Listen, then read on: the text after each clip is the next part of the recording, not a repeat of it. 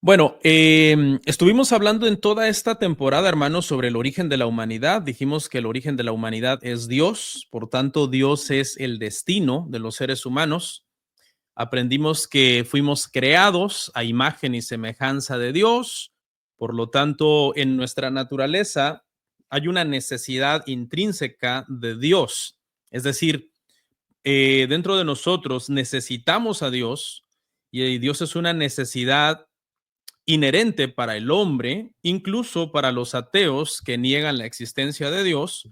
Realmente hay un área espiritual en el ser humano que necesita ser llenada y ese espacio pues solamente puede ser llenado por Dios, porque como bien aprendimos en otra clase, el hombre es un ser compuesto por dos partes, compuesto por una parte física y compuesto por una parte espiritual. La parte física es el cuerpo pasa por la muerte, luego en ese estado de muerte el cuerpo pasa por un proceso de descomposición. El alma, sin embargo, que es la parte espiritual o inmaterial del ser humano, sobrevive, hermanos, a la muerte, pasa por un estado intermedio, estará en un estado intermedio esperando la resurrección del cuerpo. El Evangelio nos enseña claramente en Juan capítulo 5, verso 28 al 29, que habrá pues una resurrección, resurrección de vida para los hijos de Dios y resurrección de condenación para los impíos. A grandes rasgos, hermano, entonces estos fueron algunas de las cosas que estuvimos viendo en toda esta temporada. Nuestro objetivo el día de hoy, hermanos, se los voy a poner aquí en pantalla. Este es nuestro objetivo en esta clase para aquellos que están un poco confundidos y no entienden en qué sentido estamos utilizando la palabra la universalidad de la humanidad. Nuestro objetivo en este tema final será examinar lo que la Biblia dice sobre varias categorías de personas. Se observará que el estatus especial que Dios concedió a Adán y a Eva al hacerles a su imagen y semejanza se extiende a todos los miembros de la raza humana, independientemente de su color, de su edad, de su sexo, de su posición económica, de su estado civil, etcétera. La imagen de Dios se extiende a todos los miembros de la raza humana. Aunque en teoría, hermanos, el día de hoy, a estas alturas del partido, ya nadie niega que las personas somos todos iguales en dignidad.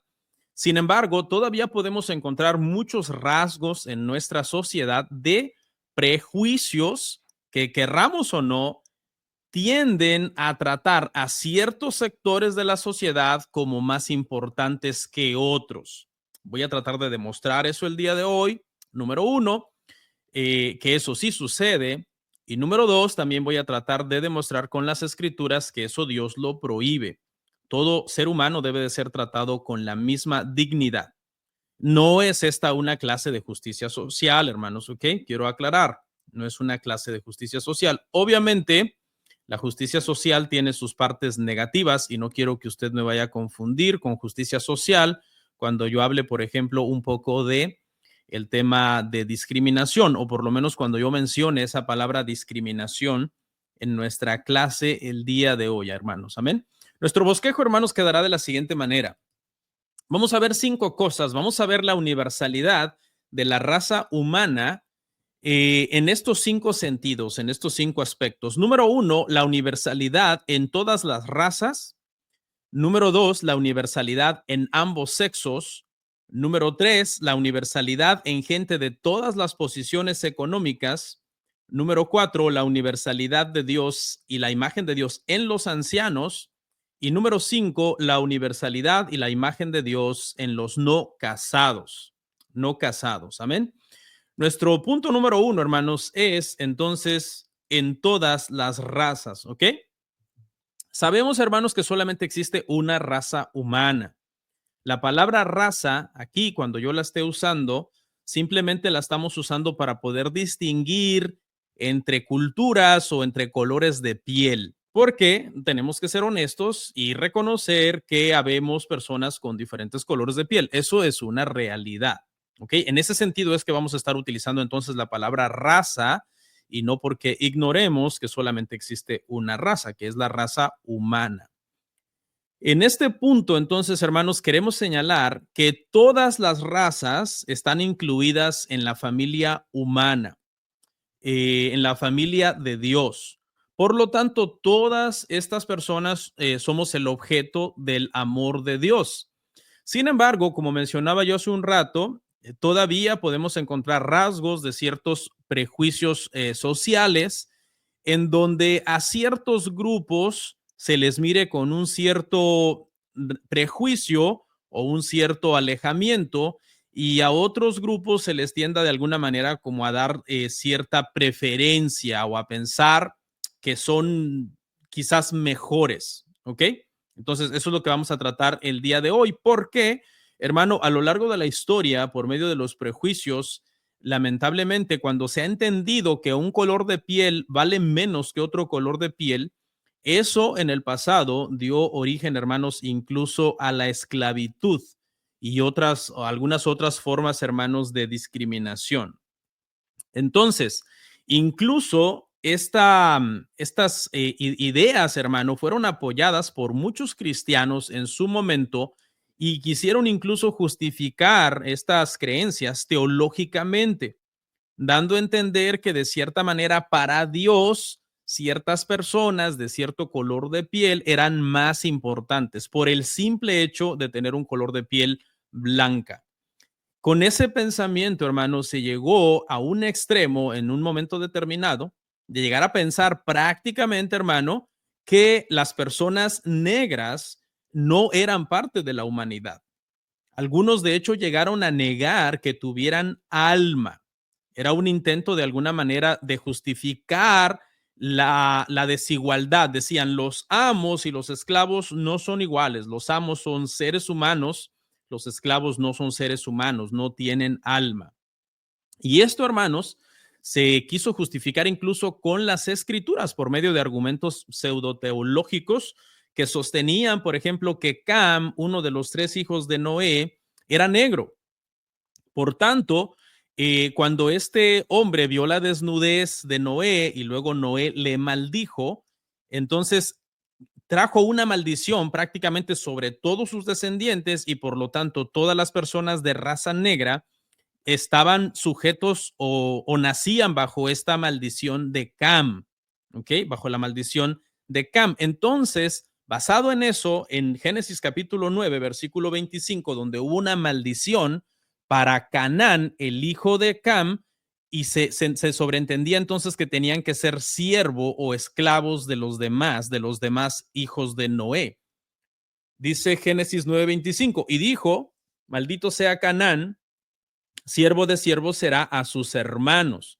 Canaán, hermanos, era hijo de Cam, de los hijos de Noé, y cuando se maldijo a Canaán, el hijo de Cam, se entendió entonces que todos los descendientes de Cam que iban a ser negros iban a ser siervos o esclavos de los descendientes de Sem y de los descendientes de Jafet. Los descendientes de Sem y los descendientes de Jafet y los descendientes de Cam, recuérdese que poblaron la tierra después, hermanos, del diluvio, ¿ok? Del diluvio. Entonces, esto, hermanos, obviamente se comenzó a manejar como uno de los versículos clave, Génesis 9:25, prácticamente para justificar el hecho de que las personas negras tenían que ser esclavos o siervos o sirvientes de las personas blancas, porque se debía entender entonces que las personas negras estaban bajo la maldición de Dios. Otro argumento, hermanos, que también se ha esgrimido en algún momento con respecto a esto, es el argumento de que cuando Caín mató a Abel, fue maldecido por Dios al matar a su hermano y que también puso una señal sobre él y que esa señal consistía en que se volvió negro. Algunos dicen que esa era la marca de Caín y está en Génesis capítulo 4, versículo 15. Dice, y le respondió Jehová, ciertamente cualquiera que matare a Caín 7 veces será castigado. Entonces Jehová puso señal en Caín para que no lo matase cualquiera que lo hallara. Muchos dicen entonces que esta señal esta marca que Dios puso sobre Caín al matar a Abel fue que se volvió negro y a partir de allí entonces también maldito, de alguna manera, también maldito. Hay otra postura que también enseña que las personas de raza negra sí eran humanos. La postura que les comenté hace un rato decían que no eran humanos, que no tenían alma. Hay otra postura que enseña que sí eran humanos, pero que no eran descendientes de Adán. Se decía prácticamente que todos los descendientes de Adán eran las personas de la raza blanca y que todas estas personas de piel oscura no descendían de Adán. Eso se llegó a llamar en su momento poligenismo o preadamitismo. Acuérdese, poli significa varios y génesis o genismo significa principio, poligenismo. Quiere decir entonces que el origen de las razas humanas tuvo como varios orígenes, no un solo origen, Adán, sino varios orígenes, poligenismo o preadamitismo. La postura correcta con respecto a esto es lo contrario de poligenismo, que es monogenismo.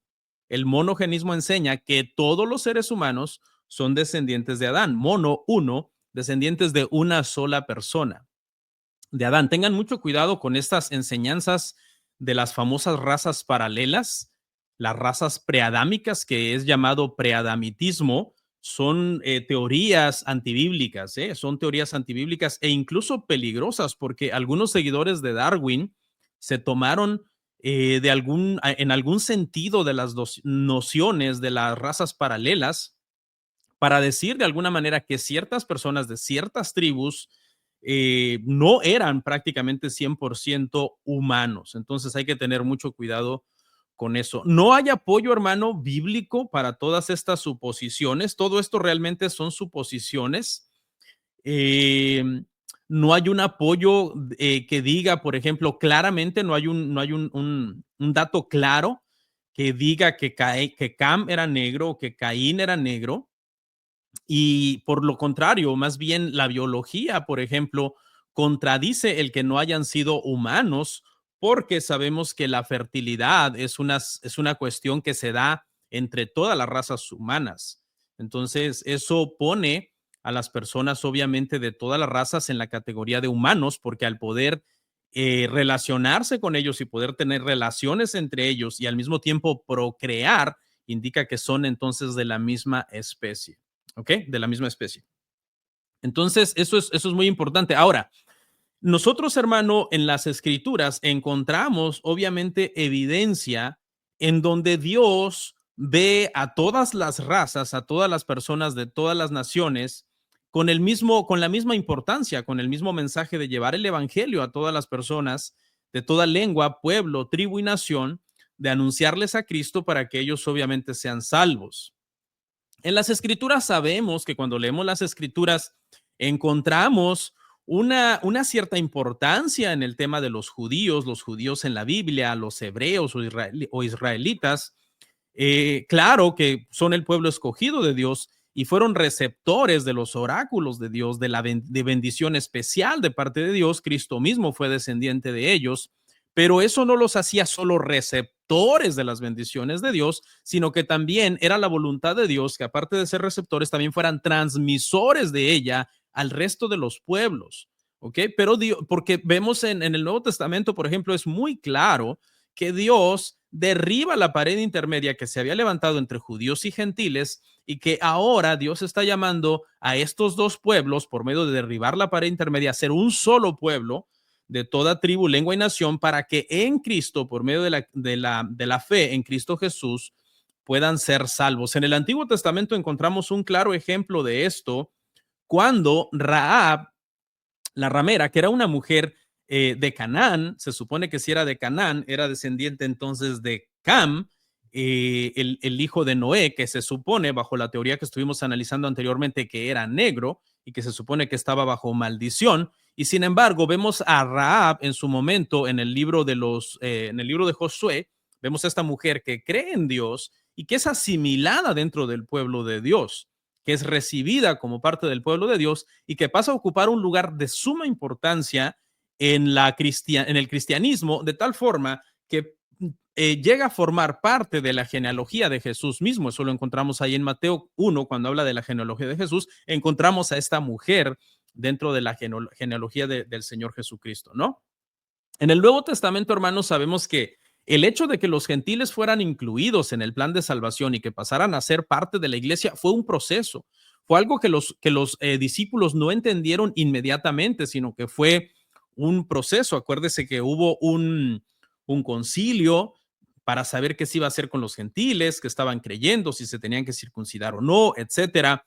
Por ejemplo, ya en Hechos capítulo, en Mateo, por ejemplo, el Señor Jesucristo enseñó que iban a venir personas de muchos lados del mundo y se iban a sentar con Abraham, con Isaac, con Jacob en el reino de los cielos.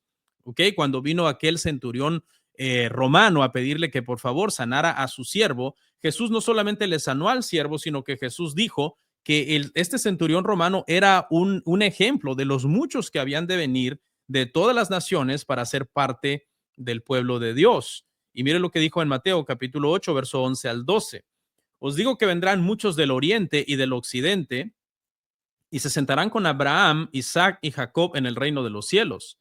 Pero los hijos del reino serán echados a las tinieblas de afuera y ahí será el lloro y el crujir de dientes. Ok, aquí está sin duda una anticipación de lo que iba a ser la salvación por medio del evangelio. Gente que iban a ser salvos, que iban a venir de todos los confines del mundo sin importar su color, e iban a ser por la fe los verdaderos descendientes de Abraham, porque mire lo que dice con los que se supone que eran los hijos del reino, que eran muchos de los judíos o israelitas que rechazaron a Cristo, que iban a ser echados fuera en las tinieblas de afuera. Entonces, cuando llegamos al libro de los Hechos, ya el Señor da estos indicios en el Evangelio de que esto va a ser así. Los apóstoles no lo captan todo totalmente en el tiempo de los Evangelios.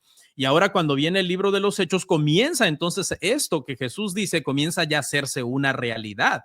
Iba a haber una universalidad de la gracia de Dios para todas las personas que habitaban en todas las naciones, en todo el mundo.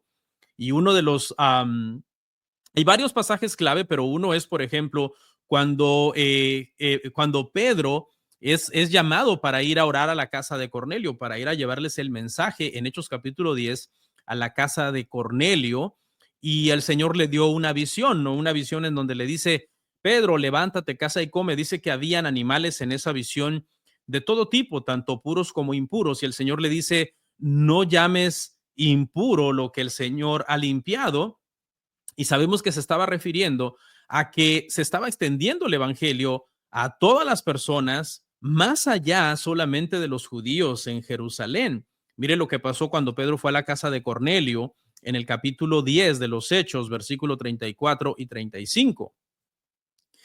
Entonces Pedro, abriendo la boca, dijo, en verdad comprendo que Dios no hace acepción de personas, sino que en toda nación se agrada del que le teme y hace justicia. Ponga atención en esas palabras de parte de Pedro, que las puse ahí en amarillo. En verdad comprendo, como que le está poco a poco, le está haciendo sentido a Pedro esta situación de que Dios se agradaba de todas las personas en todas las naciones si estas personas le temían y hacían justicia. Y así, por ejemplo, vamos viendo que en el libro de los Hechos, Pablo, cuando se enfrenta a los atenienses, les deja claro y les dice, de una sola sangre vienen todos los hombres. No es que de muchas sangres o de muchos hombres, no, de una sola sangre provienen todos los hombres, haciendo de alguna manera el apóstol Pablo, perdón, lo que está haciendo es entonces un énfasis en la unidad de la raza humana. Dice Hechos capítulo 17, versículo 26, de una sangre ha hecho todo el linaje de los hombres para que habiten sobre toda la faz de la tierra, y les ha prefijado el orden de los tiempos y los límites de su habitación. ¿Okay? De una sola sangre, toda la raza humana desciende prácticamente de un solo hombre. Todos los colores, estaturas, de todas las naciones, de todas las tribus, pueblos, idiomas, etcétera. Todos en sí, en ese sentido, somos hermanos en ese sentido, porque somos descendientes de Adán y de Eva. Claro, no crea que fue tan fácil comprenderlo, fue un proceso. Hubo un momento, de hecho, en que Pedro, ya sabiendo y habiendo ido a predicar a la casa de Cornelio, llegó un momento en que en el libro de Gálatas se retraía de comer con los gentiles cuando vio que llegaron unos hermanos que habían venido, que eran conocidos de Jacobo, y Pedro dice que se retraía de tal manera que el apóstol Pablo tuvo que reprenderlo, dice que tuvo que llamarle la atención cara a cara, porque lo que estaba haciendo era de condenar, porque había caído en una especie de hipocresía. Estaba de alguna manera haciendo de menos a los demás hermanos, oiga bien, hermanos lavados, redimidos con la sangre de Cristo. El apóstol Pedro estaba queriendo no ser asociado con ellos. Es algo que no debe de pasar en nuestras iglesias, hermano. Amén. Pero Pablo deja claramente en ese mismo libro, en Gálatas 2, que es donde el apóstol Pablo reprende a Pedro más adelante en el capítulo 3, Pablo mismo dice, los que tienen la fe de Abraham son los verdaderos descendientes de Abraham, los que creen en Cristo son los verdaderos descendientes de Abraham, los verdaderos hijos de Dios. ¿Por qué? Porque los judíos se jactaban de ser hijos de Abraham, pero rechazaban al Mesías, y el Señor les dijo, no se agranden, ¿no? En otras palabras, no se agranden tanto, porque el Señor, Dios, puede levantar descendencia a Abraham aún de entre las piedras. En Apocalipsis capítulo 5, versículo 9 en adelante, lo que encontramos es a toda una multitud delante del trono, delante del Cordero, adorando a Dios de todo linaje, de toda lengua, de todo pueblo y de toda nación. Eso es lo que será la eternidad. Los pasajes citados, hermanos, obviamente no mencionan, ¿verdad? Alguien podría decir, pastor, pero es que usted aquí no especificó, no dijo específicamente acerca de ciertas razas o de los asiáticos o de los, etcétera. Sin embargo, nosotros podemos ver que aunque la Biblia no menciona específicamente todas las razas en ese sentido como nosotros las entendemos o las conocemos el día de hoy, simple y sencillamente la Biblia dice que todos los seres humanos son descendientes de Adán, que todos los seres humanos pueden llegar a ser los verdaderos hijos de Abraham por medio de la fe y que todos los seres humanos pueden estar en la eternidad adorando al Cordero si vienen a la salvación. Y esa es la visión entonces de la eternidad, ¿ok? Bueno, vamos a ir entonces, hermanos, a nuestro segundo punto, que es la universalidad de la humanidad en ambos sexos. En ambos sexos.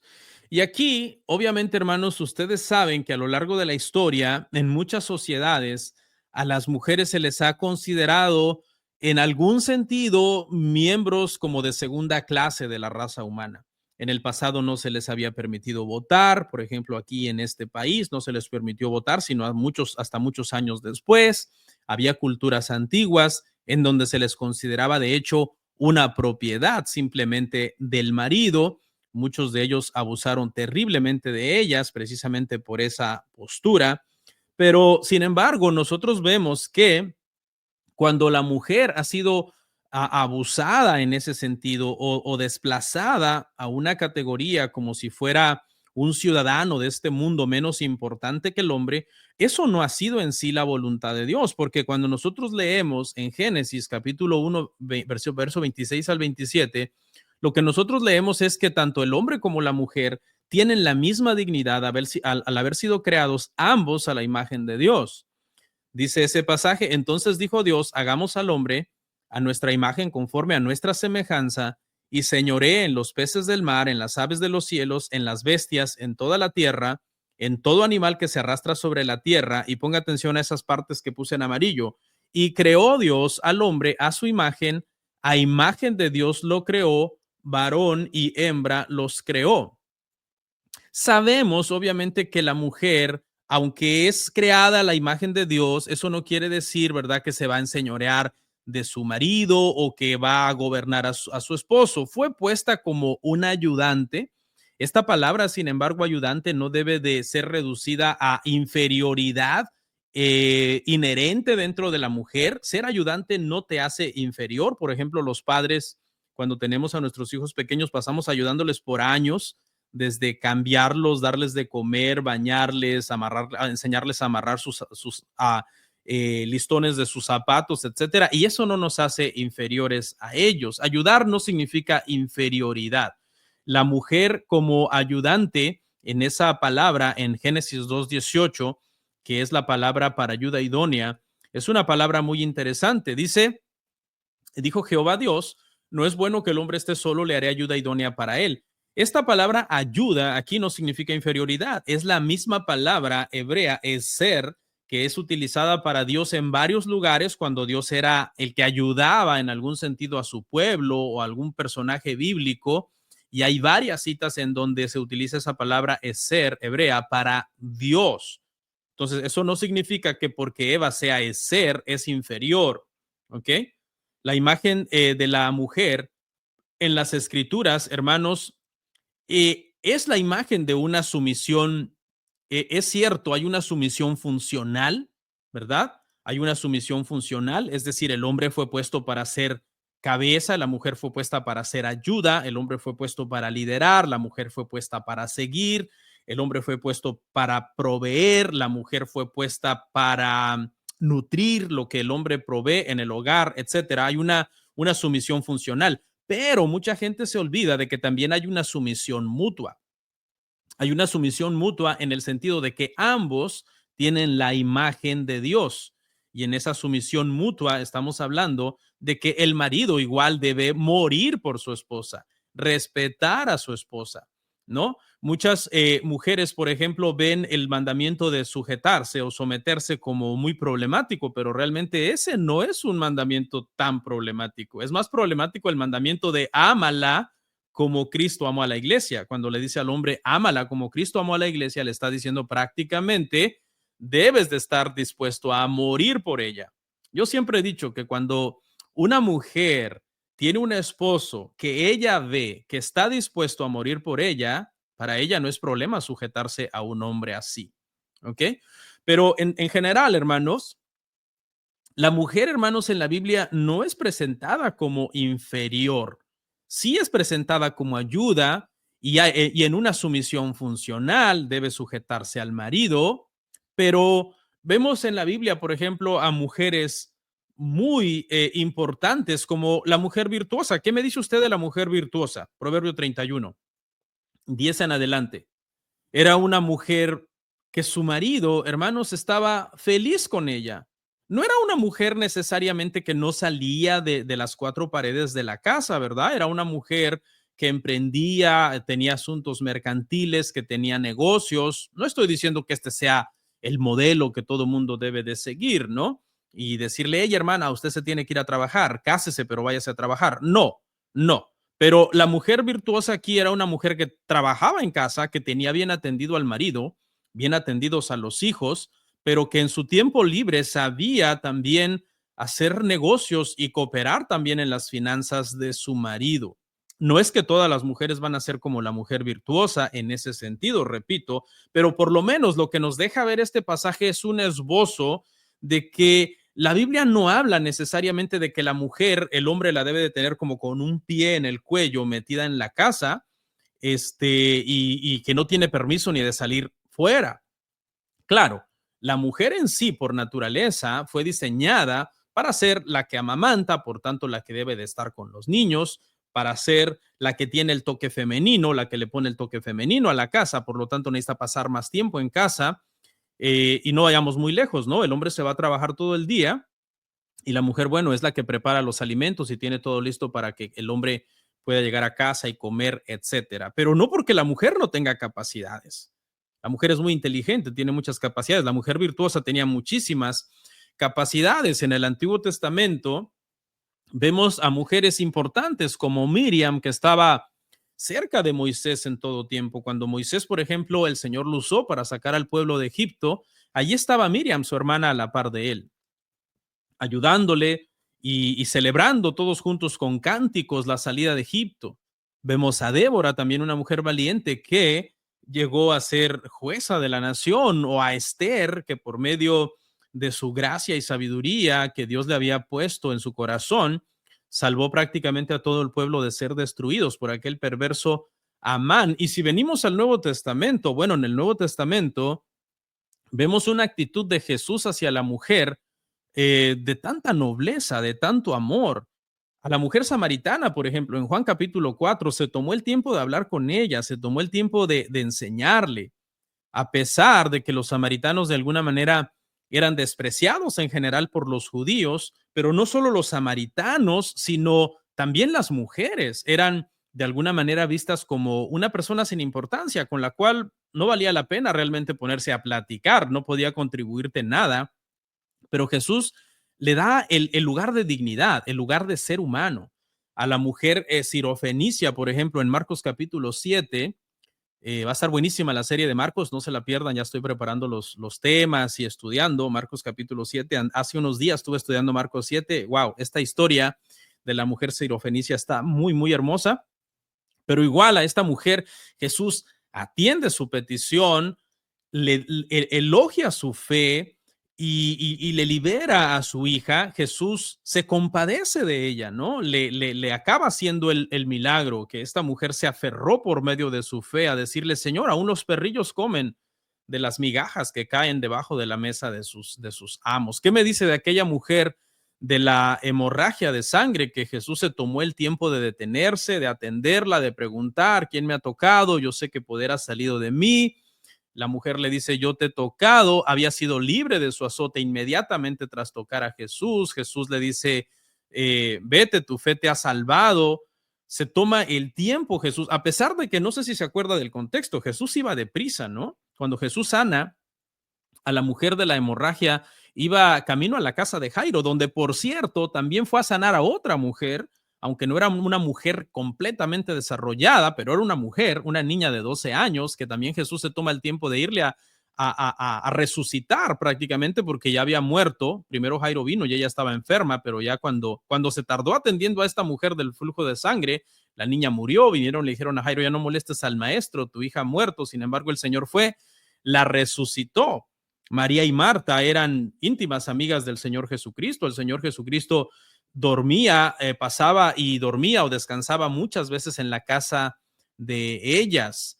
Hay una mujer que unge al Señor Jesús, la mujer que lo unge en Betania, y Jesús ve este gesto con tanto amor que Jesús dice, todo donde se anuncia este evangelio será recordada esta mujer. Esta mujer será tenida en memoria por lo que ha hecho, por ungirme. ¿Ok? Y en general vemos entonces en nuestro Señor Jesucristo dándole tiempo a la mujer, hablando con ellas, atendiendo sus necesidades, escuchándolas, a la mujer samaritana explicándole. Así nos debemos de relacionar los hombres con las mujeres. Los hombres debemos de tratar a las mujeres como Cristo las trataba. Hola, ¿cómo estás? ¿Cómo te sientes? ¿Qué necesitas? ¿Está todo bien? Usted sabe, hermano, que la mujer, por ejemplo, es muy frágil. Es muy frágil. Por ejemplo, una de mis hijas se va muy temprano a la escuela y cuando se va todavía está un poco oscuro. Entonces, yo estoy muy cerca realmente, mi ventana da muy cerca realmente a la parada del bus donde ella se va. Y uno como padre dice, yo sé que mi hija le pueden hacer algo, pudiera alguien hacerle algo. Uno siempre sabe que la mujer es más frágil. No me preocupo tanto así como por mi hijo varón, pero muchas veces la mujer puede ser objeto más fácil de ser agredida.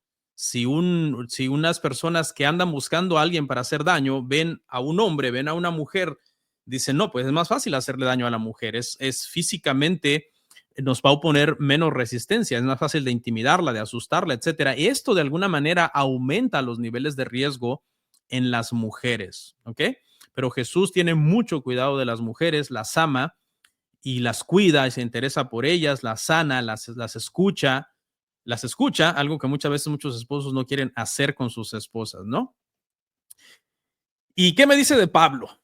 Sabemos que Pablo es estricto en el tema eclesiológico del papel de la mujer en la iglesia, ¿no? Pablo es claro.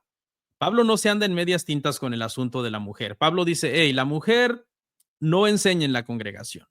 No enseña en la congregación. Cuando está reunida toda la asamblea, no enseña en la congregación. Calle, guarde silencio. Si tiene alguna duda, vaya a casa y pregúntele a su marido. Bueno, y para esto también Pablo asumiendo que el marido sabe, ¿no? Que el marido es un estudiante de la escritura, un cristiano que ama la palabra de Dios. Sin embargo, eso no quiere decir que Pablo tenía en poco a la mujer, ¿eh? No se vayan a confundir. Lo que Pablo dice es una cuestión de roles ministeriales, no una cuestión de dignidad. Sabemos que por rol en el ministerio, el hombre es pastor y la mujer no puede ser pastora. Pero ¿significa eso que la mujer es de menos importancia ante Pablo? Porque hay gente que ha dicho Pablo era un machista, un misógeno, un chauvinista, tenía algo en contra de las mujeres. No, Pablo amaba a las mujeres. Hay un capítulo, a mí me llamó mucho la atención cuando di Romanos, en el capítulo 16, por ejemplo, cuántas mujeres Pablo elogia en este capítulo, que es el capítulo de despedida. En el verso 1, en Romanos 16, verso 1 y 2, elogia a Febe. Dice, recibidla en el Señor como es digno de los santos. Ayúdenla en cualquier cosa que ella necesite cuando esté allí con vosotros. Vea el lugar en el que este hombre tiene a Febe. Los eruditos dicen que Febe fue la portadora de la carta a los romanos, es decir, este documento tan importante que teológicamente es una carta magna en el Evangelio, fue puesto en las manos de una mujer. ¿Qué me dice de Priscila, la esposa de Aquila? Pablo la elogia en los versos 3 y 4, ahí en Romanos 16. Dice, ellos son colaboradores míos, colaboradores en el ministerio. En un tiempo Pablo vivió con ellos en su casa. Eran del mismo oficio y Pablo elogia entonces a Priscila. Priscila era una mujer conocedora de las escrituras. ¿Se acuerda cuando Apolos predicó y predicó muy bien, pero había unas cosas que necesitaban aclarársele? Priscila y Aquila se las aclararon y le enseñaron más correctamente algunas cosas sobre el camino. En el versículo 6 y en el versículo 12 elogia a dos mujeres que trabajaron arduamente en el Señor. Una era María y otra era Pérsida. Esta María no era la madre del Señor, pero era otra María. No se sabe mucho sobre quiénes eran estas dos mujeres. Verso 6 María y verso 12 Pérsida, pero Pablo igual las elogia como mujeres que estaban metiendo el hombro fuerte. Muchas veces pensamos que solo los hombres, ¿verdad? Muchas veces las iglesias reformadas, donde no creemos que la mujer puede ser pastora y creemos solamente que el hombre puede ser pastor, que solo el hombre puede ser anciano, que solo el hombre puede ser diácono, muchas mujeres dirán, ¿y nosotras qué podemos hacer? Pueden hacer muchas cosas. Dice que estas dos mujeres trabajaban arduamente en el Señor. La iglesia debe de dar lugar a las mujeres para hacer muchas cosas, trabajar. La hermana Nelly, por ejemplo, que está ahí en línea, hace un trabajo tan excelente en el tema de Santa Cena, está encargada del ministerio de Santa Cena.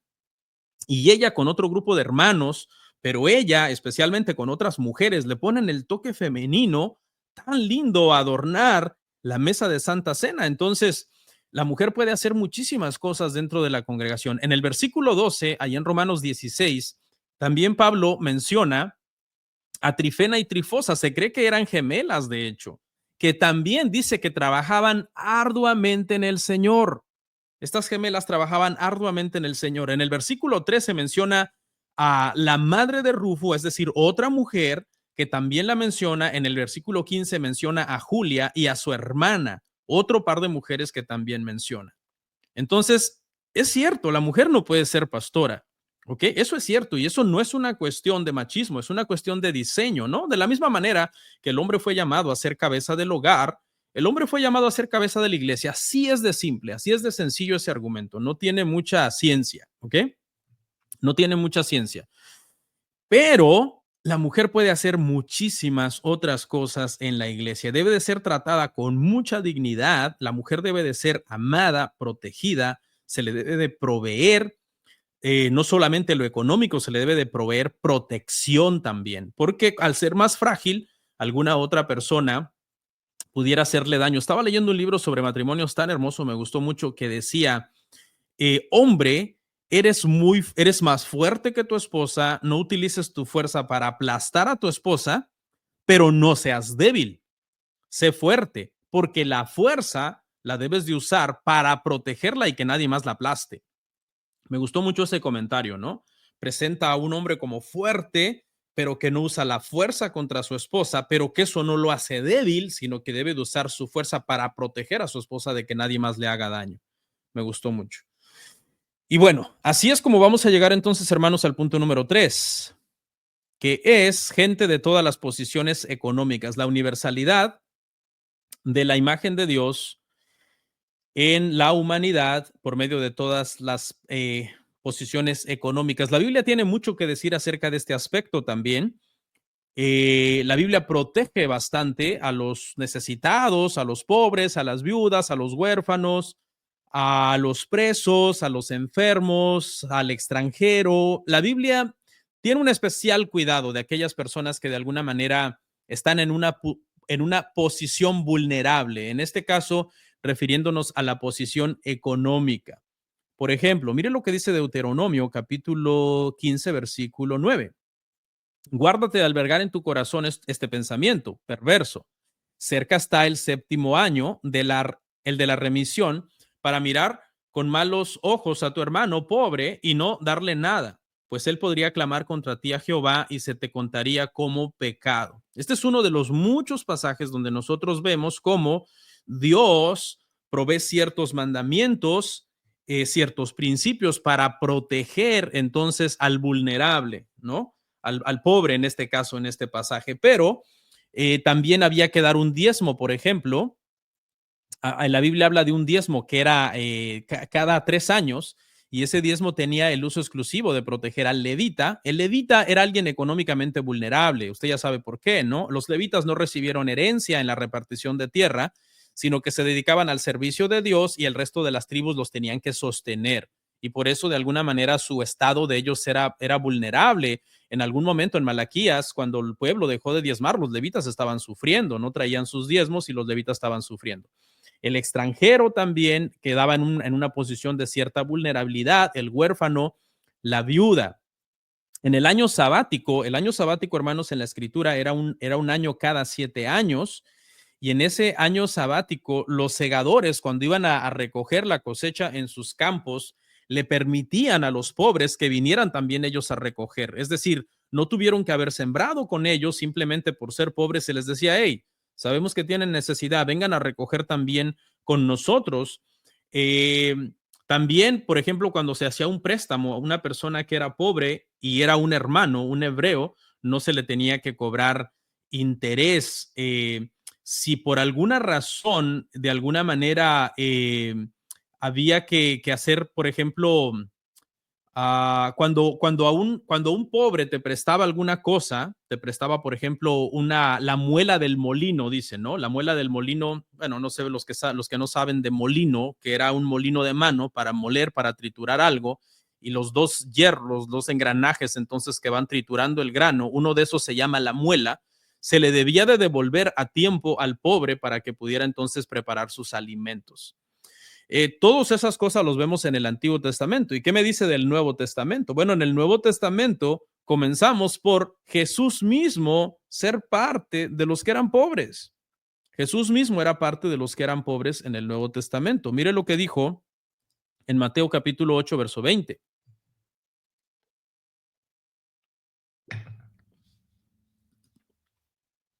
Mateo 8:20 dice, Jesús le dijo, las zorras tienen guaridas y las aves del cielo nidos, mas el Hijo del Hombre no tiene dónde recostar su cabeza.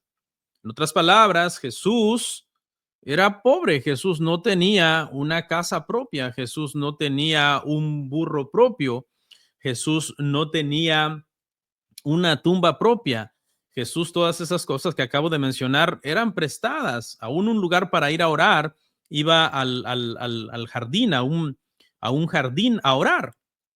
Entonces, un pasaje que nos queda bien claro, que Jesús no tenía los recursos cuando ya era adulto, como acabamos de ver aquí en Mateo 8:20, pero incluso sus padres no tenían muchos recursos desde que él era niño, es por el tema de cuando él se va a presentar al templo.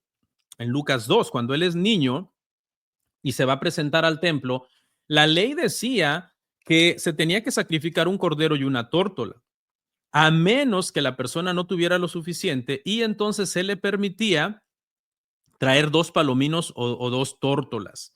Y esa fue la ofrenda que se trajo cuando Jesús fue presentado. Y en Lucas 2:24 se trajo un par de tórtolas. ¿Eso qué significa? Que sus padres no tenían lo suficiente para ofrecer un cordero entonces eran de una economía limitada. Claro, Jesús no era un indigente, ¿verdad? Pero obviamente no era rico, ¿ok? Y Jesús habla sobre el tema de la pobreza, sobre el tema del dinero en las Escrituras. Hizo especial énfasis en que el evangelio se le era predicado a los pobres, ahí en Lucas capítulo 4. También enseñó sobre el peligro del dinero cuando dijo que era más fácil pasar un camello por el ojo de una aguja que entrar en el reino de Dios. Obviamente se refería al amor al dinero, porque sabemos que la riqueza en sí no es mala. No es que el dinero es malo per se, como se dice. El dinero realmente, hermano, puede ser usado para bien, puede ser usado para mal también, lamentablemente. No quiero que entiendan en este punto, hermano, prácticamente que ser pobre es ser bueno y ser rico es ser malo. Y esa es la razón por la que la Biblia habla tanto de proteger al pobre. No. La razón de proteger al pobre aquí no es porque el pobre en automático, por ser pobre, sea bueno, porque hay gente pobre que es mala, malas personas. Y hay gente rica que pueden ser buenas personas. Irónico, pero lo hay, ¿no? Pero el llamado aquí es de alguna manera no pasar por alto que los pobres, ya sea que sean buenas personas o malas personas, independientemente de eso, no se les debe despreciar por ser pobres o no se debe de pensar que valen menos, que la imagen de Dios es menos en ellos o que la dignidad con la que deberían de ser tratados debería de ser menor, porque simplemente son pobres. ¿Y sabe qué? Los seres humanos tenemos esa tendencia, los seres humanos tenemos la tendencia en nosotros de tratar bien a los ricos y quizás no necesariamente tratar mal a los pobres porque somos cristianos, pero muchas veces se les trata con indiferencia. Se le pone mucha atención al rico y poca atención al pobre. Tú dices, este no me puede contribuir o esta no me puede contribuir en nada a mi vida. Debemos de tener mucho cuidado con eso. Santiago amonestó en contra de la hacer acepción de personas en la congregación debido al estatus económico.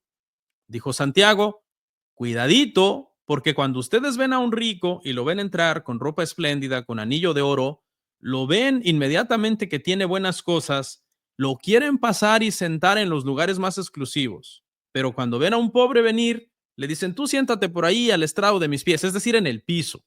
Tengamos mucho cuidado con eso, porque nuestro corazón es engañoso y podemos de esa manera estar ofendiendo a Dios, dando a entender de alguna manera que las personas valen por cuanto tienen. Mire cómo Santiago amonestó esta situación, capítulo 2, versículo 4 al 5. No hacéis distinciones entre vosotros mismos y venís a ser jueces con malos pensamientos. Hermanos míos amados, oíd. ¿No ha elegido Dios a los pobres de este mundo para que sean ricos en fe y herederos del reino que ha prometido a los que lo aman? Hay aquí entonces un mandamiento. Hey, no hagan acepción de personas, no hagan distinción. La palabra que marqué ahí en la lámina es distinciones. No hagan distinciones. Traten por igual al pobre y al rico. Ambos tienen la imagen de Dios en ellos. ¿Por qué? Porque Dios hizo ambos. Mire lo que dice el Proverbio 22:2. El rico y el pobre tienen en común que a ambos los hizo Jehová. ¿Ok? A Dios no le importa en sí el nivel económico de la gente, ¿no? Y esta es la perspectiva que nosotros debemos adoptar como personas y también como iglesias. Considerar de igual manera a los ricos y a los pobres. Si tenemos un hermano pobre en la iglesia, hay que amarlo. Si tenemos un hermano rico en la iglesia, hay que amarlo. Si tenemos un hermano, qué sé yo, de bajos recursos, de pocos estudios, de poca capacidad intelectual o qué sé yo, y otra persona, no sé, con muchos recursos, intelectual, preparado. A los dos debemos de amarlos por igual, hermanos. Amén. Pasamos al cuarto punto. Veo como que nos estamos atrasando un poquito. Le voy a acelerar para cerrar. Los dos puntos que vienen son un poco más cortos. Y vamos a hablar, hermanos, de la universalidad de la humanidad en los ancianos. Los ancianos. Bueno, hermanos, este es otro sector de la sociedad que tiende también, hermanos, a ser discriminado. ¿Ok? La Biblia nos deja claro que todas las edades, incluyendo obviamente a las personas muy mayores, pues son completamente humanos, ¿no? Los viejitos son humanos, son de mucho valor para Dios, del mismo valor que tiene un joven o un niño. En nuestra cultura, hermano, en estos tiempos, usted sabe que ahorita está el culto al cuerpo, ¿no? Está el culto a los gimnasios, el culto al ejercicio, el culto a la juventud, a las cremas antiarrugas, bueno, tratar de lucir siempre joven, siempre como que no han pasado los años por ti. Esa es, de alguna manera, vivimos en una mentalidad bastante vana en ese aspecto. Hay países asiáticos, hermano, en donde a una mujer de 30 años, por ejemplo, ya la consideran ya que ya prácticamente no sirve, ¿no? Hay países donde a los hombres también, a edades muy cortas, diría yo, 40 años, que todavía están jóvenes, ya los consideran prácticamente desecho. Dicen, no, ese hombre ya no sirve para nada, ya está muy viejo, ya no puede trabajar, no tiene fuerzas, etcétera. Es lamentable, pero muchas veces se tiende a ver a las personas de cierta edad como ya inútiles o inservibles. De alguna manera vivimos en un mundo bastante utilitarista, en donde decimos, si me sirve este valoro, si no me sirve este desecho. Medimos a una persona entonces por lo que pueda contribuir quizás para la sociedad, y si ya no contribuye, decimos, no, pues ya que se muera, ¿no? Está robando oxígeno, dicen algunas personas por ahí. Pero esa es una mentalidad, hermano, pragmática, mercantilista, que no está de acuerdo, hermano, con las escrituras. En la Biblia, hermano, hay un tremendo respeto y honor por los ancianos. Mire lo que dice Levítico capítulo 19, verso 32. Delante de las canas te levantarás y honrarás el rostro del anciano. De tu Dios tendrás temor, yo Jehová. ¿Ok? Entonces, mientras que el día de hoy se ve a una persona ya mayor con canas, ¿qué le gusta? Una persona ya blanco en canas, 65 años, y aquí se le ve como ya ese es un viejo, ese no sirve, ya no oye bien, ya se le olvidan las cosas o qué sé yo, mientras que en la cultura se elaboran ese tipo de pensamientos. En la Biblia es, hey, cuando lo veas y venga y lo veas venir, levántate. Es decir, dale honra a sus canas y a su rostro. Una reverencia incluso se hacía muchas veces en muchas culturas. Todavía creo que hay culturas donde todavía se reverencia a los ancianos, se les besa la mano, se les hace de alguna manera una genuflexión así, ¿no? Como una inclinación a la persona, etcétera.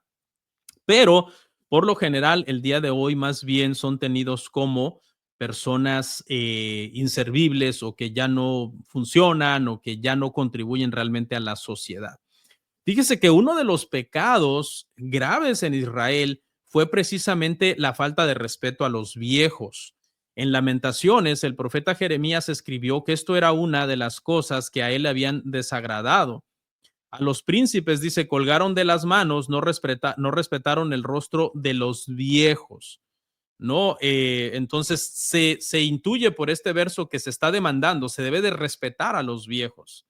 En la época del Antiguo Testamento, realmente no se despreciaba a las personas que eran mayores. Cuando alguien se atrevía a hacer eso, de faltarle respeto a los viejos, como en este caso me parece que es en el contexto obviamente de la invasión, en donde fueron los viejos fueron de alguna manera irrespetados de esta manera, hermanos. Pero en la Biblia, la edad avanzada siempre era vista como señal de bendición. Si una persona alcanzaba muchos años, era señal de bendición divina. En el libro de los Proverbios, por ejemplo, se elogia a la vejez, se elogia a los jóvenes, sí, pero también se elogia a la vejez. Es decir, ambos son iguales de importantes. Dice el Proverbio 20:29, la gloria de los jóvenes es su fuerza, la belleza de los ancianos es su vejez. Por un lado, el joven está muy fuerte y gloria a Dios por eso, pero por otro lado, la belleza de los ancianos es su vejez. Y lo que pasa es que con la vejez ha venido sabiduría también, sabiduría. Y eso es muy importante. Ser anciano se consideraba entonces como una oportunidad adicional de servirle a Dios, a los que Dios nos concede muchos años de edad, es una bendición. Nos está permitiendo realmente servirle a Él por muchos años más. En Isaías 46:4 dice, por ejemplo, hasta vuestra vejez yo seré el mismo y hasta vuestras canas os sostendré. Isaías 46:4. ¿Ok? El término anciano en Israel, por ejemplo, era tenido como señal de sabiduría, como señal de autoridad. Las personas ya no eran tan fuertes físicamente como los jóvenes, pero eran sabios, más sabios que los jóvenes, obviamente, ¿no? En ese sentido. Se entendía que por ser más sabios, entonces se les podían otorgar puestos importantes para poder juzgar, para poder discernir asuntos. Ese término, hermano, ancianos, en el contexto de la nación de Israel que tenía ancianos, ese es el mismo término, ancianos, que se movió a la iglesia para referirse a los ancianos de la iglesia, los que gobiernan la iglesia. Se supone que debería de ser gente entonces sabia, que tienen el discernimiento y la capacidad para poder dilucidar entre diferentes asuntos que de repente se presentan en la iglesia y con la sabiduría divina, la experiencia del tiempo también, decir esto se debe de hacer de esta manera. Por tanto, los hijos deben entonces honrar a los padres, ¿ok? Los hijos deben honrar a los padres. Se les debe de honrar en todo tiempo, pero especialmente en la vejez, porque la vejez es cuando un padre pues más necesita a sus hijos, cuando ya no puede valerse por sí mismo y necesita la ayuda en muchos aspectos de su vida, ¿no? Especialmente algún padre que ya está muy avanzado de edad, que posiblemente padece alguna enfermedad o enfermedades que le causan algunas limitaciones. Lamentablemente, hermano, muchos padres acaban solos, desvalidos, abandonados por sus hijos. Algunas veces se reporta por ahí en las noticias que se encuentra el cuerpo de algún anciano o ancianos en avanzado estado de descomposición en su casa porque sus hijos no los visitaban ni los llamaban. O sea, ya tienen varios días muertos y nadie se ha dado cuenta por el hecho de que los hijos son unos viejos, anticuados, son una carga, los abandonan. Otros los van a dejar a un asilo donde lamentablemente reciben mucho abuso, mucho maltrato, les dan una vida miserable. Pues te imaginas, si el propio hijo no lo quiere, lo lleva a un asilo, pues, ¿qué podríamos esperar de las personas que trabajan en el asilo, no? Sería raro quizás uno en 100 que haya ahí alguien que ama a los ancianos y que dice, estoy aquí no por el dinero, sino por amor a los ancianos. Sería muy raro. Y peor todavía, algunos otros hijos mejor animan a sus padres, ¿no? A optar por la eutanasia y ya quitarlos entonces de su miseria. Es terrible. Pero en la Biblia lo que encontramos es honor a los ancianos. Levántate delante de las canas, tienen sabiduría. El hecho de que han vivido muchos años es señal de bendición de Dios. Hay que ponerlos a gobernar sobre asuntos de inteligencia, de sabiduría, etcétera. Y el Señor estará con ellos hasta su vejez. Y por último, hermanos, llegamos al tema de los no casados. Es la categoría final y es la del estado civil. Se tiende algunas veces, hermano, en la iglesia, de alguna manera a marginar a los no casados, a los que no tienen un cónyuge, ¿ok? A los solteros en algún sentido o a los viudos. Se les margina un poco. Los programas muchas veces de las iglesias están pensados en la familia, en la familia. Entonces, eso de alguna manera deja de lado a personas solteras y pudieran sentirse mal, pudieran sentirse no tomados en cuenta. Hay que tener cuidado con ese asunto porque en las escrituras encontramos elogio para la soltería. La soltería no es vista en mal en las escrituras. Creo que hay algunos que interpretando el mandamiento de procrear y de multiplicarse, ven algunas veces a los que no han procreado como personas, como si fueran menos humanos que los que ya han procreado. Y es que pudieran agarrarse de aquí y decir, Génesis 1:28 dice, y los bendijo Dios y les dijo, fructificad y multiplicaos, llenad la tierra y sojuzgadla, señoreal en los peces del mar, en las aves de los cielos y en todas las bestias que se mueven sobre la tierra. De aquí creo que erróneamente alguien podría decir, bueno, los que estamos cumpliendo este mandamiento, nos casamos, tenemos hijos, estamos teniendo hijos, nos estamos reproduciendo, etcétera. estamos cumpliendo la tarea del Señor, somos realmente humanos. Y los que no son como si fueran menos que humanos. Y eso, hermanos, es un problema, es contradictorio a toda la revelación de las escrituras, porque sí, la generalidad es que los hombres y las mujeres nos casamos, tenemos hijos, nos multiplicamos y nos reproducimos. Esa es la generalidad, pero hay algunas excepciones. Hay personas que están solteros, que no se casan y de alguna manera, en el caso de Pablo, por ejemplo, esa era la voluntad de Dios para él. Esa era la voluntad de Dios para su vida. ¿El matrimonio es bueno? Sí, el matrimonio es muy bueno. Pero, ¿la soltería es buena? Sí, la soltería es buena también. La soltería no es denostada en las escrituras, la soltería es elogiada en las escrituras.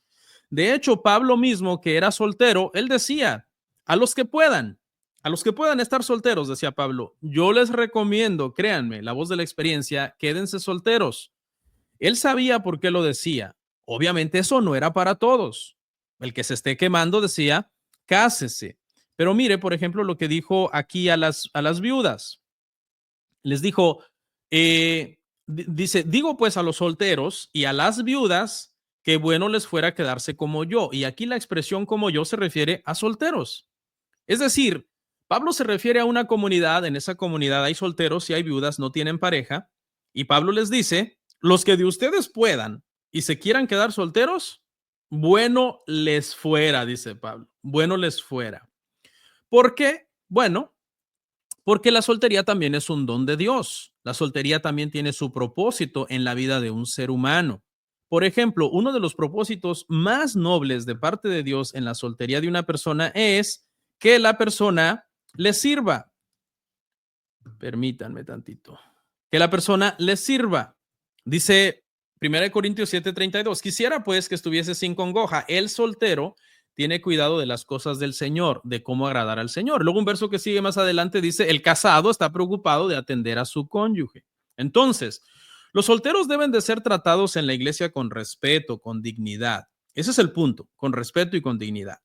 Deben de dejar de ser presionados para que se casen, así que deje de preguntarles, hey, ¿para cuándo? ¿Ya te urge? Etcétera. No, mejor permita que ellos sean asimilados dentro de los programas de la iglesia o que sean asimilados por una familia, alguna familia que quizás tiene hijos de la misma edad de esos solteros, los puede asimilar, los puede invitar a comer a casa con sus hijos o que sus hijos vayan al cine con ellos o incluso llevárselos de vacaciones, algunos de ellos, que sean asimilados también dentro de las familias de la iglesia, porque al no tener ellos un cónyuge, no tener hijos, de alguna manera, cada vez que se hace una actividad familiar, quedan excluidos en ese sentido. Ahora, ¿que es bueno casarse? Claro que sí, pero hay que tener claro entonces que en este punto, el punto es que la soltería también es un don de Dios, que la soltería también es una oportunidad excelente para servirle a Dios y que posiblemente haya algunas personas en la iglesia que ese sea el estado que más le conviene. Obviamente, para eso debe tener el don de continencia. No lo tiene, ¿qué debe de hacer? Esperar en el Señor, mientras está soltero, servirle al Señor. Escuchen solteros, porque si estando soltero no sirves al Señor, menos le podrás servir al Señor estando casado. Es lo que Pablo está diciendo en este pasaje también más adelante. Necesita tener más cuidado de su cónyuge. Pero en términos generales, hermanos, entonces en este punto no deberíamos de pensar que porque los solteros no están procreando, no se están multiplicando y no están casados, deberían de ser tenidos como menos que humanos y de esa manera ser marginados o hacérseles sentir marginados, quizás sin intención, quizás sin mala intención, pero se está logrando a final de cuentas marginarles y hacerles sentir no tomados en cuenta. En conclusión, hermanos, de toda esta clase, ya terminé, vemos entonces que la universalidad de Dios está, hermanos, en todos los seres humanos. Todos los seres humanos son almas, tienen la imagen de Dios, su origen es Dios. Debe de haber dignidad y respeto para el hombre, debe de haber dignidad y respeto para la mujer, para los niños, para los ancianos, para los ricos, para los pobres, para los blancos, para los negros, para los solteros, para los casados, para todas las personas, hermano, que están hechos a imagen y semejanza del Señor, debe de haber un trato de dignidad y de respeto, hermanos. Amén. Y hasta ahí entonces, hermano, gracias al Señor, terminamos, hermanos, nuestra clase sobre universalidad de la humanidad, mis